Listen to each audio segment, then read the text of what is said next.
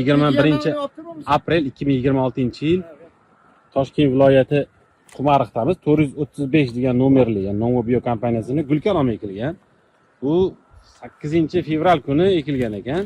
Hozir mana 70 kunlik holatida turibmiz. Shu terim qilinyapti, terim jarayonida. Ya'ni Gulkaromning ko'rinishi mana bunday holatda.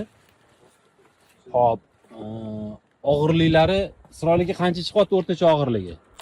1 kilo tepasi. 1,5 kilo chiqyapti. 1,5 kiloga qochalari borib qoladi. Atak kichkina mana shu qo'limiz so'lgan uzmaganimiz 1 kilo 100, 1 kilo 200 chiqyapti. Ha, tushunarli.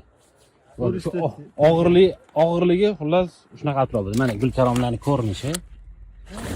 Ya'ni bu ertaki Gulkarom ekanda. Ertaki bo'lyapti shunda. Kimdir o'sha fevralda ekib, aprel oyida pishirmoqchi bo'lsa, bemalol shuni 435 ni eksa bo'ladi. Qani ko'rsatingchi buni. Mana. Ertakiligini hisobiga hech o'ramaydi, lekin ertakiga yaxshi. Juda ham yaxshi. Ham ikki ko'rsanglar bo'ladi bemalol 435 nomerli o'sha Koreyaniki, Novo Bio kompaniyasiniki. Tozalab oling. Ertaki Gulkarom. hozir tozalanadi.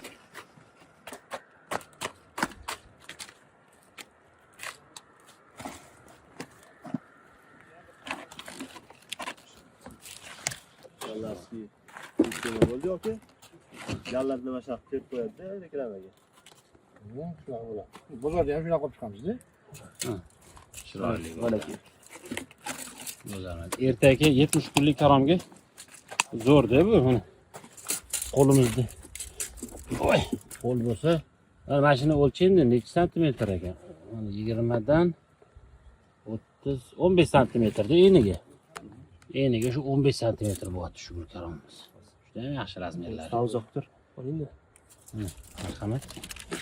Go'zal bo'pti.